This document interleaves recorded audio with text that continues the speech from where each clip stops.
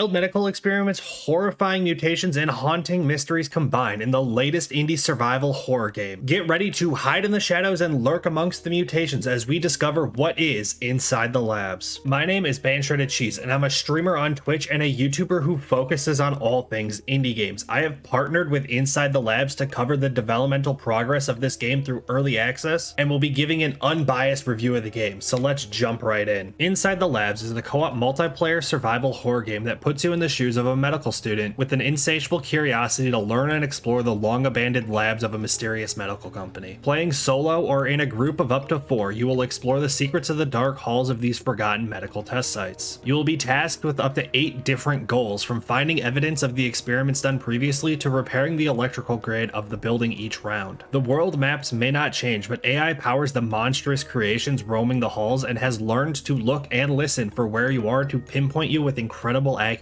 to be able to hunt you down. I recommend twice before talking to your lab mates. Not to mention playing tapes, fixing generators, and even your footsteps can clue in everyone and everything to where you are. There are currently 4 maps to play and learn, but simply knowing the layout does not guarantee success, as item locations, mutations, and lockers for safety are randomly generated. You will need quick thinking and a level head to be able to spot what you need accurately to get the objectives checked off and get out before you become part of the haunted halls of an abandoned facility. When I dove into this game, I brought in my friend, indie horror connoisseur and VTuber Wuna Tuna to help piece together the mysteries and provide a bit of comic relief to the stream. As a less than dynamic duo, we charged into the labs to see what we could find. Nova Laboratories, or Nova Labs, is a series of medical facilities involved in human testing for experimental medical treatments. These medical trials have quite clearly gone wrong, leading to the facilities being left behind. The failed medical testing created mutant humans that now stalk the halls and seek revenge on their creators. As the now resident humans in the building, you are being hunted down from the moment your presence is detected till you leave, whether through the front door as a survival or as a soul leaving your body when you die. These medical sites range in size, and depending on the map being played, teams of 3 or 4 might be required to quickly navigate the halls and multiple floors. These maps can be completed solo or with a duo, but you have to move much slower and cover a lot more ground. On normal and easy difficulty, there's no time limit, but hard mode will require players to move efficiently, as each map is a race against the clock to learn everything the site has to offer. The harder difficulties will force players and smaller groups to play aggressively and not seek comfort in the safety of lockers for longer than necessary. The eerie horror and atmospheric sounds of each level build the element of fear and force you to start preemptively racking your brain for where that medkit or antidote you didn't pick up is located. Hopefully you're better at directions than I am, because on more than one occasion I found myself frantically running around different rooms on the brink of death,